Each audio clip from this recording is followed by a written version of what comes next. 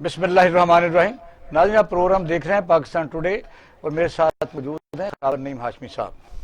कहते हैं कि दरिया को अपनी मौज और तुग़यानियों से काम, कश्ती किसी की पार हो या दरमियान रहे। मुल्क में कोरोना वायरस है, महंगाई है, बेरोजगारी है। आप देख रहे हैं कि बिजली नहीं है, मतलब कोई चीज़ ऐसी नहीं है कि जो सीधी तरीके से चल रही हो। लेकिन सियासी जमातें आपस में जंगो जदल में मसरूफ़ हैं। पॉइंट स्कोरिंग, नैब केसेस, उसके दफा करना, अपने अपनी पार्टियों को शख्सियत परस्ती में इस हद तक आगे हैं कि उनके नज़दीक सिर्फ और सिर्फ अपने लीडरान का दफा करना ही सिर्फ बाकी रह गया है। और दूसरा, जो शुजात साहब ने आज स्पेशली एक जो बयान दिया है कि जिस ज़माने में फजलुर रहमान साहब ने इस्लाम पर आज़ादी मार्च किया था, चढ़ाई की थी, तो उन्होंने कहा गया कि हालात को नॉर्मल किया जाए। उसी पस मंज़र में मैंने कोशिश की और परवेज़ इलाही साहब को, वज़ीर आज़म साहब को मिलें, क्योंकि दोनों तरफ ही, एक तरफ हुकूमती पुलिस और दूसरी तरफ मौलाना के जो स्टूडेंट थे वो तैयार थे सिर्फ हुक्म के। और बहुत बड़ा ब्लंडर हो सकता था जिसमें इंसानी जाने हो सकती थी। लेकिन अल्हम्दुलिल्लाह कि उन्होंने कहा कि फजलुर रहमान ने बहुत वाइजली वो तरीके से हैंडल किया।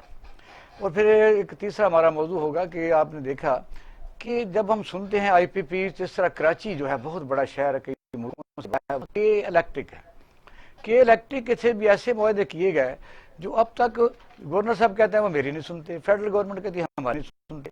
और फिर वहाँ यानी जो जमातें हैं अवाम की नुमाइंदगी कर रही हैं वो भी उनकी भी नहीं सुनते। और यह है कि कराची के अवाम का बुरा हाल है।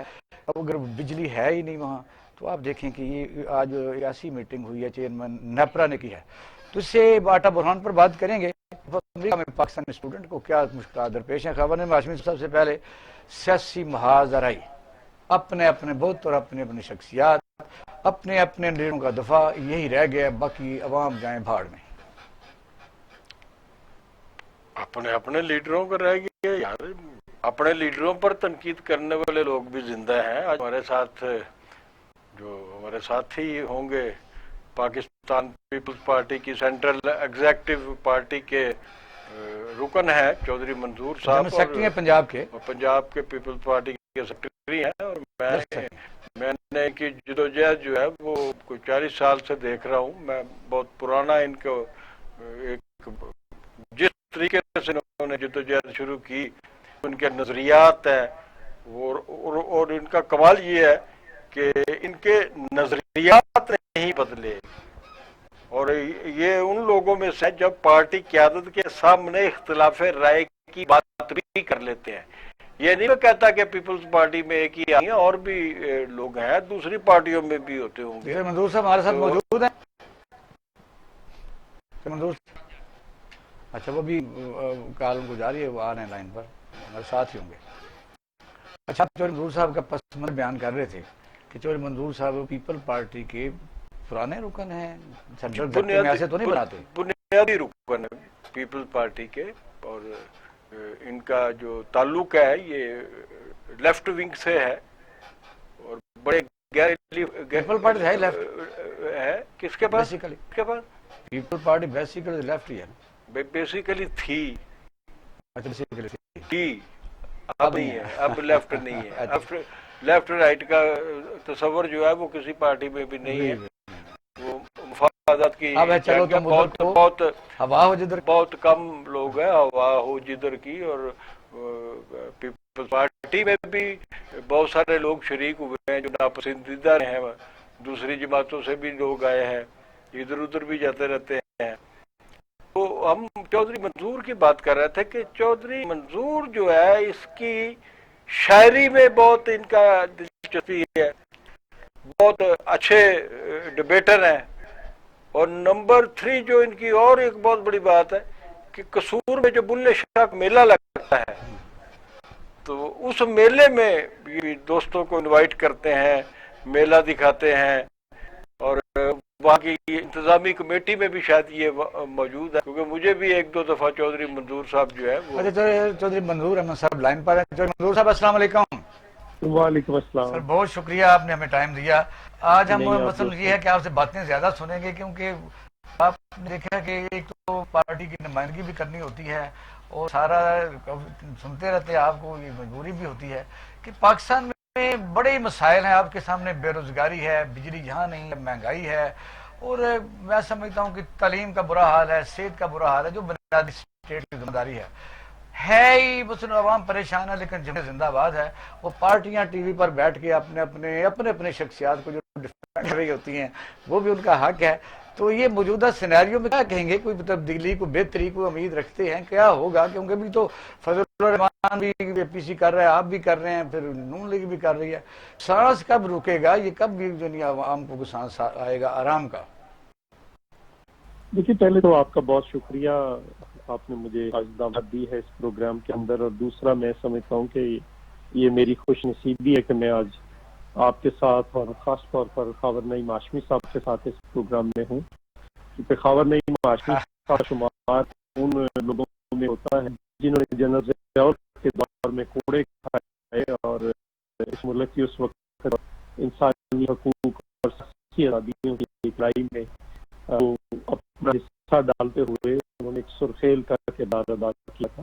آپ کا سوال جو ہے وہ امپورٹنٹ ہے۔ سوال یہ ہے اس سے اس کی درد ہے۔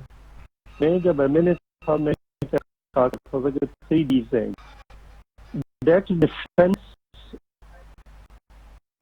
And deficit. سوال یہ ہے کہ کتنی ہے، آپ ایجوکیشن کو کیا دیتے ہیں، آپ کا ملک تو جو ہے وہ بھی نہیں دے رہا نے فیصلہ کیا ہو۔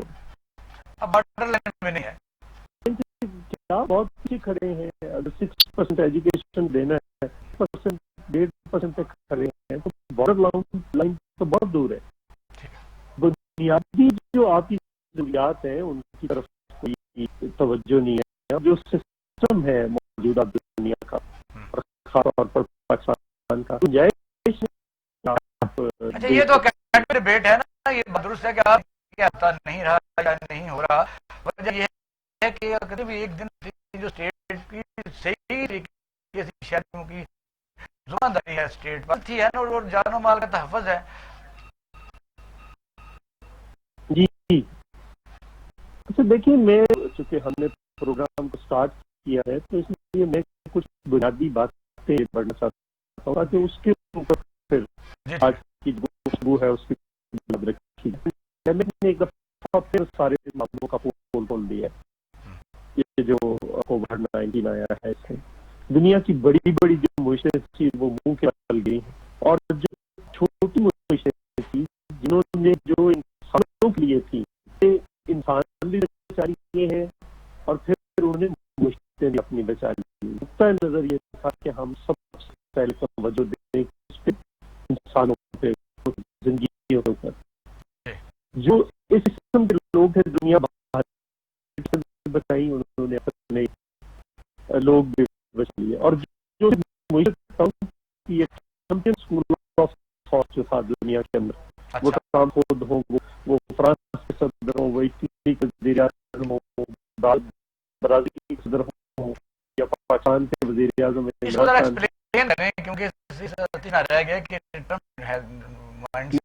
وہی ایکسپلین نہیں کر رہا۔ یہ نقطۂ نظر کے لوگ ہیں جو سمجھتے ہیں کہ لوگ مرتے ہیں تو مجھے کوئی شخص نہیں کرتا تو ہو جائے، جنگیں لگانی پڑے تو لگائیں، صرف مشرق بچائیں۔ مجھے یہ نہیں، ہم لوگ نہیں ہے، ان کا کچھ جو ملٹی نیشنل چند لوگ ہیں، اس کا خیال ہے کہ وہ چلے گی تو دنیا چلے گی۔ جی ہو سکتا ہے الٹ صورتحال ہے۔ صورتحال یہ ہے کہ جو یورپ کے اندر اگر آپ ایک ملک ہے، ایک کینیڈا کا وزیر اعظم ہے جو رائٹ لیفٹ کی تقسیم بھی یہاں پہ رہا ہے۔ میں تو اس کو ہیومن اور جو مائنڈ سیٹ ہے، پروفٹ کا منافع کا مائنڈ سیٹ، اور ایک ان کا مائنڈ سیٹ ہے کہ انسان کی خدمت کرنی ہے تو انسان کو جانا ہے۔ دوسرا وہ ہے جنہوں نے منافع کو یا شرح منافع کو یا کاروبار کو اولویت دیتے ہیں۔ جی چوہے صاحب بہت کرنی ہے آپ سے، پہلے میں یہ آپ صرف کو آپ کا آج میں بتانے لگا تھا کہ دوسرا اسکول آف تھاٹ میں کون لوگ ہیں. اس اسکول آف تھاٹ میں جو میں تھاٹ آؤں اس میں نے آپ کو سارے بتا دیا. اس صرف کینیڈا کے آپ یونان سب سے ٹیچر جو یورپ کی معیشت ہے وہ یونان. آپ جرمنی کی مثال لے سکتے ہیں. آپ کنٹریز میں پرائم منسٹر وہ اسکول آف تھاٹ اور بات کی ناروے دوسرے آ جائیے. آپ نیوزی لینڈ کے پرائم منسٹر کو دیکھیں مثالیں دیکھے ہیں, لیکن سب سے جو سکسیسفل اسٹوری ہے وہ ہے ویتنام کی. وہ تو چھوٹا ملک نہیں ہے, وہ آبادی ہے ہم سے آدھا, وہاں پہ صرف 300 آئے. اور دنیا میں پریڈکشن یہ ہے کہ ان کی معیشت سب سے پہلے اوپر آئے گی, کھل جائے گی, اور معیشت کھل کر وہ واپس سال کے اندر 2.8 گئی تھی, واپس 6 پہ آ جائے گی. تو انہوں نے دیا ہے اور اپنے ملک کو بھی بچا لیا ہے, لوگوں کو بھی بچا لیا. تو میں اس سے پہلے کہ آپ کو سیاسی کو تو اب اکیڈمک آدمی بھی ہے, سب کی 14ویں برسی ہے, تو ایک جی پلیز ایک واقعہ سناؤں گا تاکہ پھر سخت وہ کہتے ہیں کہ انداز آواز پاکا تھا, دیکھا نکل کے گھر سے تو تھا, چھپ چھپ کے رہوں اور سے ہنسوں, مجھ کو یہ مشورہ میرے آشنا کا تھا. ایک شعر کہا انہوں نے, ندیم غازی, کون کہتا ہے کہ موت آئی تو میں جاؤں گا, میں سمندر میں اتر جاؤں گا. تو منیر ناپسند کرتے تھے اس کو. ندیم غازی صاحب کو پتہ چل جاتا کہ ان کو ملنے والے کسی شخص نے کبھی تو وہ دوبارہ اس سے ملتے نہیں تھے. تو جب یہ صاحب سامنے آیا منظور صاحب ایک منٹ میں چھوٹا سا بریک کے بعد واپس آئے, پھر منظور ہمارے ساتھ ہی موجود ہیں.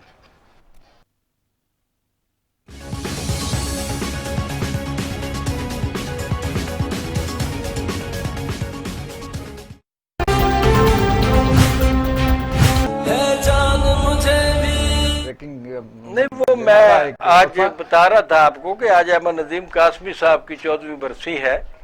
تو چونکہ چودھری منظور صاحب جو ہے وہ ادب سے بہت شغف رکھتے ہیں, تو میں نے کہا کہ سیاسی بننے سے پہلے قاسمی صاحب کے ایک دو شعر جو ہے سنا دیں. یاد ہے آپ کو کہ انداز ہو بہو تیری آواز پاکا تھا, یہ سن لیے؟ اچھا, تو میں بتا رہا تھا کہ انہوں نے کون کہتا ہے کہ موت آئی تو مر جاؤں گا, تو دریا ہوں سمندر میں اتر جاؤں گا. منیر نے وہ احمد ندیم قاسمی صاحب کے سخت مخالف تھے, سخت, جیسے کوئی دشمن ہوتا ہے نا اس طرح نام سننا بھی گوارا نہیں کرتے تھے. قاسمی صاحب نے یہ شعر کہا تو وہ پوچھ لگا لوگوں سے, جو ہمارے منیر نیائی صاحب وہ لوگوں سے پوچھے یہ شعر سنائے, یار احمد ندیم قاسمی شاعر ہے کہ بازیگر ہے؟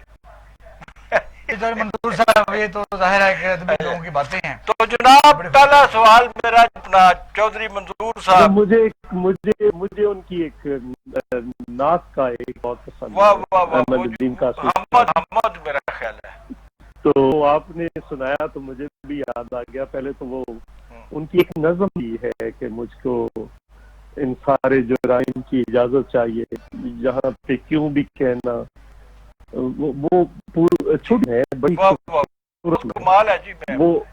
وہ لیکن ان کی مجھے بڑا پسند ہے کہ پورے قد سے جو کھڑا ہوں ہے یہ تیرا کرم, پورے قد سے جو تو ہے یہ تیرا کرم, مجھ کو جھکنے نہیں دیتا ہے سہارا.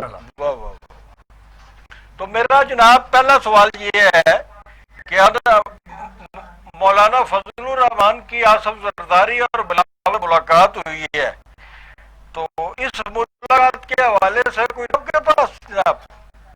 मेरी अभी बात नहीं किसी से हुई, लेकिन जो न्यूज या जो हमारे न्यूज ग्रुप्स हैं उनके अंदर जो शेयर थे, दो तीन चीजें हैं। एक तो मौलाना फजलुर रहमान साहब का बहुत पुराना ज़ाती ताल्लुक है आसफ जरदारी साहब के साथ। मेरे ख्याल बड़ी देर के बाद आसफ जरदारी से वो गए हैं, और ये पेंडेमिक की वबा आई है, ये पहले कोई सियासी आदमी है जिनसे वो मिले हैं, वरना वो नहीं आज का पार्टी के लोगों से भी, और वो नहीं मिल पा रहे। उनकी नेचुरली उनकी शुगर का इशू है और बाकी चीजें हैं जो काफी उनको प्रॉब्लम्स है, जी जी, तो उस वजह से मिले नहीं है। लेकिन आज भी वो पूरी तरह वो मास्क पा के सामने शील्ड लेकर बैठे हुए थे, उनसे मिले।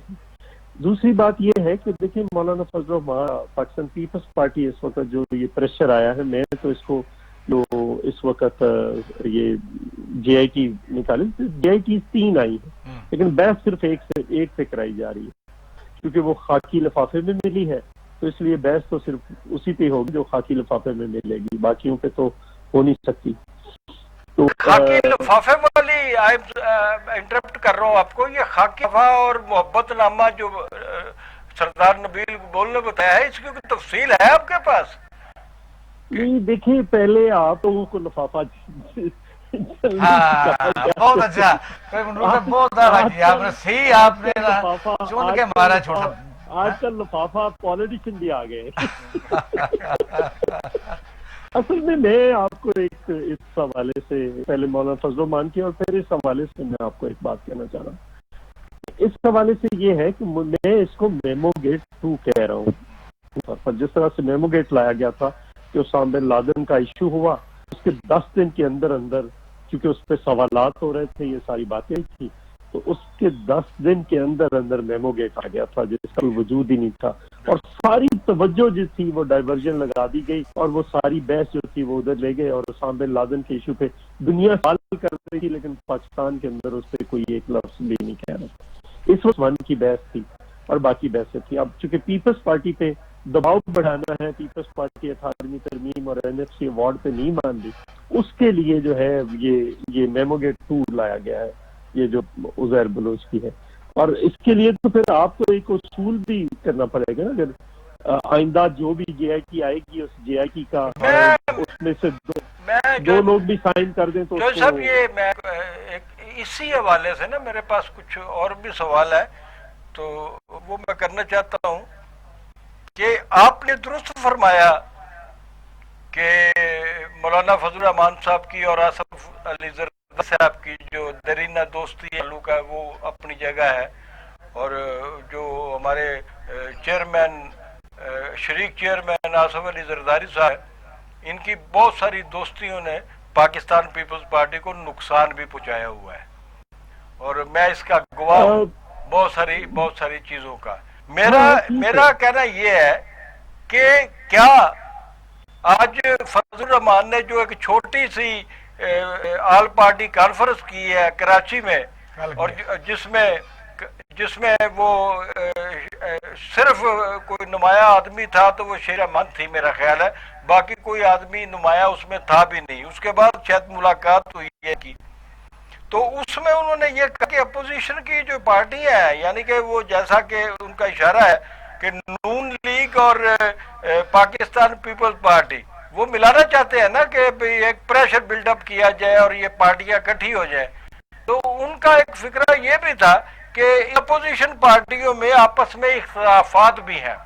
तो क्या ये सच नहीं है कि मैं समझता हूँ बीइंग अ पॉलिटिकल स्टूडेंट कि बिलावल भुट्टो जो है वो ये जो हमारे शहबाज शरीफ साहब है और नून लीग है, मैं अपने ईमान की हद तक समझता हूँ कि बिलावल भुट्टो नून लीग और ये शरीफ बरादरान पे तमाद नहीं करते, और नंबर 2, और ये जो शहबाज शरीफ साहब है ये पीपल्स पार्टी को किसी तौर पे ओन नहीं करते, और नंबर 3, और मैं नहीं समझता कि कभी भी जो शरीफ है वो किसी भी तारीख में शामिल होंगे। اچھا دیکھ اپنا نقطۂ نظر ہے، ہم علیحدہ علیحدہ پارٹیاں ہیں، ہم پیپلز پارٹی علیحدہ پارٹی ہے، نون لیگ علیحدہ پارٹی ہے، این پی علیحدہ پارٹی ہے، جے یو آئی علیحدہ پارٹی ہے، ہمارے اپنے اپنے منشور ہیں، مینیفیسٹو ہیں، ہمارا اپنا طریقہ کام کرنے کا. سو اس کا مطلب یہ نہیں ہے کہ ہم اکٹھے نہیں ہو سکتے، منیمم کامن ایجنڈا پہ آپ کو آنا ہوتا ہے. آپ کو پتہ ہے ہم تو اس کے ہم بھی اسٹوڈنٹ کے طور پر اس میں شامل رہے ہیں اور سارے رہے، تو ایم آر ڈی بنی، اے آر ڈی بنی. یہ کوئی اتحاد نہیں ہے اس وقت کی، اس وقت کوئی الائنس نہیں ہے، اے پی سی کوئی الائنس نہیں ہے. جب کوئی الائنس ہوتا ہے تو پھر اس کے عہدے بھی ہوتے ہیں، اس اچھا کے تو منظور صاحب کیونکہ اسٹرکچر بھی ہوتے کافی ہمیں سوالات ہیں تو اچھا میرا ایک یہ سوال ایک پنجاب پیپل پارٹی کے حوالے سے ایک اچھا سوال کر تھا لیں تو پہلے پھر آپ اس کے سوال. بعد کر لیں کہ پنجاب میں جو پاکستان پیپلز پارٹی ہے وہ اس کی جڑیں پنجاب میں سب سے زیادہ مضبوط تھیں اور اس کے سب سے بڑے وہ آپ ہیں. آج جو پنجاب میں صورتحال ہے، میرے سوال کا پہلے حصہ تو یہ ہے کہ میں سمجھتا ہوں کہ آج کی جو صورتحال ہے، جو ایٹماسفیئر ہے لاہور کا اور پنجاب کا، پیپلز پارٹی اپنے قدم بارہ جما سکتی ہے لیکن اس کی طرف یہ توجہ نہیں دے رہی. اور نمبر 2 کہ کیا منظور وٹو جیسے آدمی کو پنجاب پیپلز پارٹی کا صدر بنانا جو ہے یہ پاکستان پیپلز پارٹی کی بہت بڑی غلطی نہیں تھی؟ اچھا دیکھیے، میں اپنی وضاحت میں میری گزارش ہوگی کم از کم مجھے جتنا لمبا آپ کوشچن سے ہیں اتنا مجھے جواب تو دینے دیں. جی 4 5 کوشچن آتے ہیں، مجھے جواب کسی ایک کا بھی یہ جو مکمل نہیں منظور کر صاحب پا میں رہا نے میں. کہنا تھا لیکن آپ نے کہہ دیا بات ٹھیک ہے. وہ کہتے ہیں کہ مجھے جواب تو دینے دیں. اچھا میں اس سے یش کر رہا تھا پہلے پہ کہ دیکھیں ہم ان کو یہ کہہ رہے ہیں کہ آپ کم از کم اس حکومت کے خلاف، چونکہ پاکستان پیپلز پارٹی تو اگر یہ کوشش نہ کرتی تو یہ تو اسمبلی پیدا ہی نہ ہوتی. ایسے ہی اس وقت تو بائیک آؤٹ کر کے بیٹھے تھے مولانا فضل الرحمان، نون لیگ درمیان میں بیٹھی تھی، ہماری طرف دیکھ رہی تھی. ہم نے کہا کہ نہیں اس کو ٹائم دیں. بس لوگ سمجھیں گے اگر عمران خان کو ٹائم نہ دیا تو لوگ یہ سمجھیں گے کہ یہ تو اس نے 8,000 ارب اکٹھا کر لینا تھا، کروڑ نوکریاں دینی تھی، 50 لاکھ گھر دینے تھے، 22 سے 200 ارب ڈالر آ جانا تھا، یہاں پہ دودھ اور شہد کی نہریں بہنی تھی، پیٹرول 46 روپے آ جانا تھا. یہ ساری چیزیں لوگوں نے سیکھی اور بجا طور پر سمجھنی تھی تو سو ایکسپوز کرنا تھا. دوسرا، جب مولانا صاحب دھرنے پہ آئے ہیں اس وقت پیپلز پارٹی کا نقطۂ نظر تھا کچھ دیر رکے، ابھی یہ مناسب ٹائم نہیں ہے، مناسب ٹائم آنے والا ہے، ان کو 2 سال پورے ہونے دیں، اس کے بعد یہ ایکسپوز ہو جائے گا لوگوں کی نظر میں تو اس کے بعد ہم اس کے خلاف موو کریں گے. خیر اس وقت پارٹی کی بات نہیں مانی گی لیکن آج وہ بات درست ہے. اس وقت سچویشن بالکل رائپ اپ ہو گئی ہے، پک گئی ہے. اب لوگوں نے سمجھا کہ یہ کچھ نہیں کر سکتا. ادھر اس کے 17 کیسز کے پی کے میں ہے، یا ایک کے بعد دوسرا سکینڈل ہے، جس میں ہاتھ ڈالتے ہیں وہ اس کے الٹ ہونا شروع ہو رہا ہے. مثلاً آپ دوائیوں کا سکینڈل دیکھ لیں، آپ ماسک کا سکینڈل دیکھ لیں، آپ چینی کا سکینڈل دیکھ لیں، آپ آٹے کا سکینڈل دیکھ لیں، آپ پیٹرول کا سکینڈل دیکھ لیں. 25 دن پیٹرول نہیں ملا، پیٹرول مہنگا ہوا ہے تو 25 منٹ میں سارے پیٹرول پمپ سے دستیاب تھا. رپورٹ جس دن شروع ہوئی ہے، کاروائی ہوئی ہے، اس نے منظور کمیٹی صاحب بنائی لاسٹ ہے آپ تو سے چینی کوشچن ہے، سیکٹر. مہربانی آپ سے لاسٹ کوشچن یہ ہے کہ آپ ایک جمہوری پارٹی ہیں اور یہ پاکستان کیا رومانس ہے غریب عوام کا، یہ بات درست ہے اور خبر نہیں. لیکن میرے کسی سوال کا ابھی جواب وہ نہیں کافی آیا. ٹائم تھا، سوالات تو کافی رہتے ہیں، ہو گئے ہیں. منظور صاحب کافی یار آدمی ایک ہیں. دو نہیں سنو میں تک سوال کر لوں نا، خبر نہیں باشمی سہ جائے گا نا. سوال، لیکن میرے سوال کا جواب بھی ان کو دینے دیجیے. منظور صاحب اچھا میرا سوال صرف یہ ہے کہ آپ جی آئی ٹی خاکی لفافے یہ کہیں آئی، کیا لوگ وہاں جلے؟ درست ہے جلے وہاں، مبینہ 198 آدمی مرڈر اس پر باقاعدہ الزام ہے، آپ کے سامنے ہے. کیا یہ آپ کی حکومت کا فرض نہیں تھا؟ اور دوسرا یہ جو اب کام سٹارٹ ہے نیکسٹ، آپ سپیکر نیشنل اسمبلی کے خلاف وہ کانفیڈنس لا رہے ہیں یا نہیں لا رہے ہیں؟ حکومت کو چلنے دیں گے یا نہیں، یا 5 سال پورا کرنے صرف دباؤ ہے، یا 1 پوائنٹ آپ کہہ سکتے ہیں کہ ایک آدمی ڈیلیٹ عمران خان ہو جائے؟ کیا کریں گے؟ اچھا دیکھیے، پہلی بات یہ ہے کہ ہم کوشش کی ہے یہ چلے، لیکن وہ چل ہی نہیں پا رہی. کیا چل پا رہا ہے؟ اس ملک کی خارجہ پالیسی چل پا رہی ہے، داخلہ پالیسی چل پا رہی ہے، معیشت چل پا رہی ہے، ایجوکیشن چل پا رہی ہے، ہیلتھ چل پا رہی ہے. کیا چل پا رہا ہے؟ کچھ بھی نہیں چل پا رہا نا. تو لوگوں پہ آپ کتنا دباؤ مزید ڈال رہے ہیں کہ زندگیاں جیرن ہو گئی ہیں، نہ تنخواہ میں اضافہ، نہ پینشن میں اضافہ، نہ کوئی چیز کسی کو مل رہی ہے. اس ملک کے اندر مہنگائی ہے تو وہ آب ہے، اور یہ اوپر سے ادارے بیچنے ہیں، اپنے لوگوں کو ٹوڈیوں کو آگے رکھا ہوا ہے تو اس کے ذریعے کر رہے ہیں. ایک تو میرا یہ، اس لیے ان زرداری صاحب نے کہا تھا یہ اپنے وزن سے گریں گے تو وزن سے گرنا شروع ہو گئے. سادی سارے ناراض ہیں. پی ٹی آئی کے ایم این اے اندر سے جس سے مرضی اس کی صورتحال یہ ہے. سو اس لیے ہم یہ سمجھتے ہیں کہ ان تو کا اس کا ایک جواب آ گیا. مزید رہنا. کراچی کی بات واقعات بتائیں کہ ظاہر بلوچ جو یا جو ازیر پہ میں آ رہا ہوں. دیکھیں 3 جے آئی ٹیز آئی ہیں نا. نثار مرائی وہ تو تو آپ آئیے واضح طور 10 سال پر بعد آئیے. آپ کی حکومت میں کم از کم میری کسی گزارش آدمی کو تو سزا سن تو لیں. ملتی. میری گزارش تو سن لینا. ہماری حکومت نے سزا کسی کو کیا دینی. آپ 14 مئی 2014 کو گرفتار کر کے لاتے ہیں. اس کو کہاں ہوا تھا. آپ کہتے ہیں کہ اس کا بیان جو ہے اس پہ ساری کاروائی ہو جائے. آپ ایک بندے کو پکڑتے ہیں 2 سال رکھتے ہیں طوطا بنا کر لے جاتے ہیں. اس میں ایویڈنس کیا اکٹھی کی ہے جے آئی کی. اگر کسی کو سزا دینی ہے تو ایویڈنس چاہیے نا. نو ایسے تھوڑی کانفیڈنس لا کسی رہے کے ہیں آپ. خلاف. نو کانفیڈنس اسپیکر کے خلاف. نو نہیں ابھی ہم سمجھتے ہیں کہ اے پی سی ہوگی. اے پی سی کے اندر ایک کامن ایجنڈا ہوگا. اس میں سے کسی ایک جماعت نے تو فیصلہ نہیں کرنا. تو اس میں ساری جماعتیں مل کر فیصلہ کریں گی کہ اب انہوں نے سوال کیا کرتے ہیں کرنا لاسٹ ہے. پہ میں نے سو آگے جانا. اس پہ جے آئی ٹی پہ میں کہنا چاہتا ہوں کہ باقی 2 جے آئی ٹی سے بات ہی نہیں کوئی کر رہا.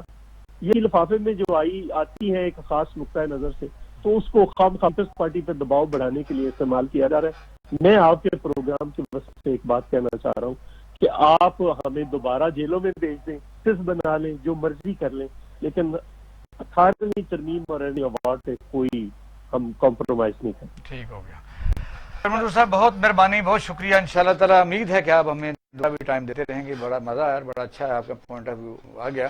اب ناظرین ہمارا دوسرا ہے کہ ایک آپ مسئلہ حل ہوتا نہیں اور دوسرا کھڑا ہو جاتا ہے.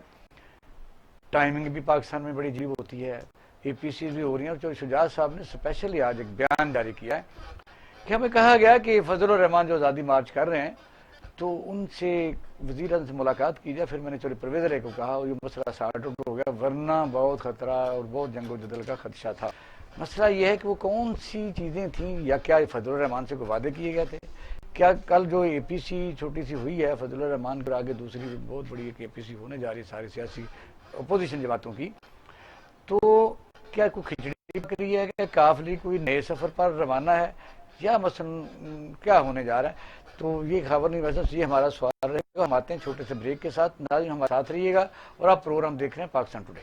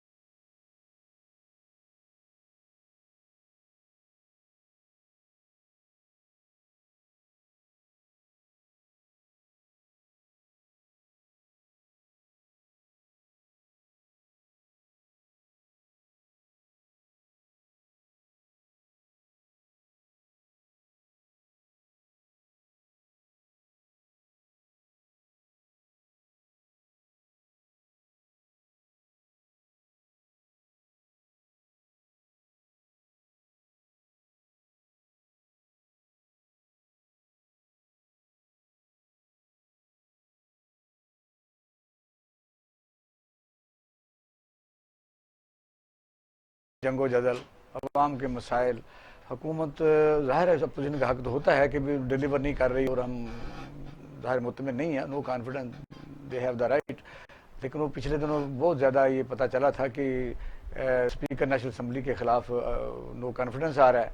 لیکن پارٹیاں خود بھی نہ عوام سے مخلص ہیں، اپوزیشن لے لیں، نہ ایک دوسرے کے ساتھ مخلص ہیں. آپ دیکھیں جب کراچی پر پرپوز کی گئی 9 تاریخ کو تو مسلم لیگ نون نے اس کا کوئی رسپانس نہیں دیا. اب ایک پروگرام میں کہہ بھی چکے تھے وہ نہیں جائیں گے، یاد ہے آپ کو؟ میں نے آپ کو یہ بھی کہا تھا کہ اسپیکر کے خلاف ووٹ آف نو کانفیڈنس نہیں یہ کہا تھا، یہ بھی کہا. بات یہی میں کہہ رہا ہوں نا کہ مسئلہ تو یہ ہے کہ اگر پھر یہ خود بھی اکٹھے نہیں ہیں، جب اپنی اپنی سیاسی پوائنٹس کو ایک دوسرے کے خلاف. چودھری منظور صاحب سے سوالات تھے، ان کی بنیاد یہ تھی کہ مولانا فضل الرحمان ہو یا شہباز شریف ہو یا نون لیگ ہو، آپ تینوں ایک دوسرے کے ساتھ مخلص نہیں ہیں. یہ میری بنیاد تھی. چوری منظور کو تو ظاہر ہے وہ ہمارے ہیں، وہ تو نہیں، لیکن وہ سنیں کہیں گے قصور میں ان کا اب بھی فیوچر بڑا سخت اس لیے ہے کہ دوسرے لوگوں کے پاس سورس فل لوگ ہیں اور مسلم لیگ نون نے کافی کاروائے ہوئے ہیں. چوری منظور ایک ایسے وہاں دھڑے کے ساتھ ہیں جہاں بڑا مشکل، مجھے تو پتہ ہے، یعنی وہ لوگ اپنے مالی حالت کو، سیاسی حالت کو بہت آگے لے جا چکے ہیں. ان کی اپنی تنظیم بھی ہے اور قصور کے نوجوان جو ہے وہ کوئی آپ نظریاتی بات کرتے ہیں اس ملک میں، اب نظریاتی باتیں نہیں رہیں. بہت بڑا دڑا ہے. جس ملک میں نظریاتی باتیں نہیں رہتی وہ ملک فناتے ہیں. اس ملک میں نظریاتی باتیں کرنے والے تو یہ جو نظریاتی. اب بات یہ ہے اب بات یہ ہے خابر صاحب کہ جو میں نے دھرنا دیا تھا جس کو انہوں نے آزادی مارچ کا نام دیا تھا، اس میں شجاعت صاحب اس ٹائم جو ہے بڑی میٹر کرتا ہے. یہ تو انہیں ہٹ کیا ہے عمران خان کو. کیا کوئی اور چیز لینا چاہتے ہیں؟ ظاہر جو ان کی پارٹی الائز ہے تو جو اب ان کا تعلق عملاً پی ٹی آئی سے نہیں رہا. اور یہ آج کا بھی یہ جو منسٹر موجود ہے، خود وہ اسپیکر موجود ہے، فضل الرحمان صاحب جو ہے، فضل الرحمان صاحب جو ہے، تو دھرنے پہ انہوں نے طاقت کا استعمال کرنا تھا. میں نے منع کیا جی. چودھری پرویز الہی نے کیا کہ یہ دھرنے سے حملہ کر دیتا گیا، بندے مر گیا، تیرتے پہ جائیں گے. تو یہ ایک بات تو یہ جو ہے کہ یہ کوئی ایسی کوئی نئی بات نہیں انہوں نے کر دی میرے خیال میں. اور نئی بات ہے، نئی بات اس لیے ہے کہ غالباً ان کے تھرو جو بارگیننگ ہوئی تھی، سودے بازی ہوئی تھی کہ ایسا ہوگا. یہ بات دھرنے کے دوران چکی ہے کہ حکومت کرنا چاہتی ہے اور کچھ لوگ جو ہیں وہ اس کے خلاف ہیں. یہ کوئی انکشاف انہوں نے نہیں کیا اور نہ انہوں نے ملیح لودھی والا کوئی انکشاف کیا ہے. ملیح لودھی والا بھی جو انہوں نے کہا ہے کہ وہ جی نواز شریف جو ہے وہ جب دی نیوز اخبار کی ایڈیٹر تھی تو نواز شریف اتار کر کے غداری کا عوامی مسئلے بات کرتے ہیں کیونکہ ٹائمنگ آگے چلی جاتی ہے. عوامی مسئلے جواب تو ہی پورا کر لیتے ہو، جواب تو ہی پڑھ نہیں، جواب اتنا ہی ہوتا ہے. کنکلوڈ کیا کریں نا، آپ گھنٹوں سوال چھوٹا کر لیا کرو نا، آپ سوال بھی کم کیا کریں اور جواب بھی شارٹ کریں. کیا ہوگا چھوٹا رکھو. میں تو آپ سے کہتا ہوں، آپ مجھ سے کہتے ہیں. تو آپ بتائیے کہ جو بجلی کا مسئلہ ہے وہ تو ادھر بھی برا حال ہے اور پاکستان یوز کر رہا ہے، یعنی آئی پی پیز انکلوڈنگ سارے 37,000 میگا واٹ ہے. ٹرانسمیشن جو ہے وہ اس کو لوڈ اٹھا نہیں سکتی. یہی مسئلہ یعنی کراچی میں کے ساتھ انہوں نے کہا اگر 2900 میگا واٹ ہمارے پاس بجلی ہو تو ٹرانسمنٹ ہی نہیں ہوتی. اس لیے یہ کراچی الیکٹرک کا جو رول ہے بجلی کی فراہمی میں ناکامی پاری شدید گرمی میں بھی اور بل بھی جو ہے برابر بھیجے جا رہے ہیں. آج ایک اہم واقعہ ہوا وہ آپ کو سنا دیتے ہیں، اس کا جواب میں سمجھتا ہوں کہ الیکٹرک کا جو ایکٹ ہے یہ دہشتی کے زمرے میں آتا ہے. اور آج جماعت اسلامی نے امیر کی جو قیادت میں دھرنا دیا ہے یہ الیکٹرک کے خلاف، میں اس کی حمایت جب معاہدے کرتے تھے تو اس وقت جماعت میں دھرنا دیتی نا. میں آپ کو یہ کہنے لگا آج ایک اچھا سائن ہوا ہے کہ پرا کے چیئرمین نے ایک عوامی کچہری نما مثلا ایک سماعت کے لیے کہ لوگوں کو بلایا جس میں سندھ کے نمائندے موجود تھے اور کے الیکٹ سی ای او موجود تھا. لیکن اس کی آپ دیکھیں کہ وہ دوران میٹنگ اٹھ کے چلا گیا. پھر وہ دوبارہ جب پتا چلا کہ بھی تو لائیو چل رہا ہے تو پھر انہوں نے اس کو جوائن کیا ویڈیو لنک کے ساتھ. اور اس نے کہا جی کہ ہمیں تو فرنس جو ہے وہ نہیں مل رہی، وہ 16 تاریخ کو آئے گی. اندازہ کرو جو کانٹریکٹ ہوتے ہیں ان کہتے تھے 1 مہینے کا فرنس آئل جو ہے وہ ضروری ہوتا ہے کہ آپ سٹاک رکھیں.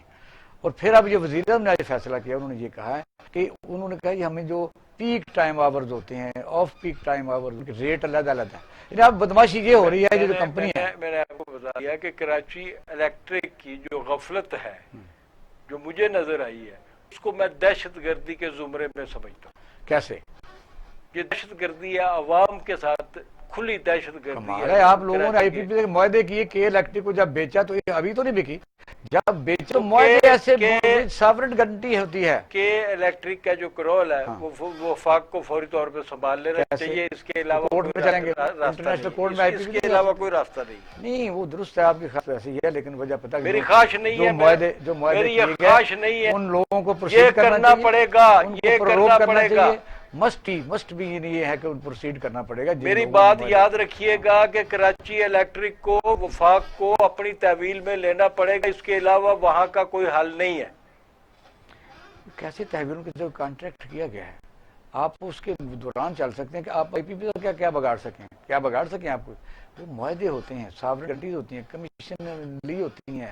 دنیا میں انٹرنیشنل کورٹ میں ادھر چلی گئی تھی جب M1 آپ کی شروع ہوئی تھی. آپ کو پتا ہے بے نظیر کے زمانے میں کانٹریکٹ جو تھا موٹر وے کا 6 لین سے 4 کر دیا گیا, وہ انٹرنیشنل کورٹ میں چلے گئے اور ہمیں ڈیمیج دینا پڑا, وہ کانٹریکٹ دینا پڑا دوبارہ اندر کمپنی ترکی کی کو.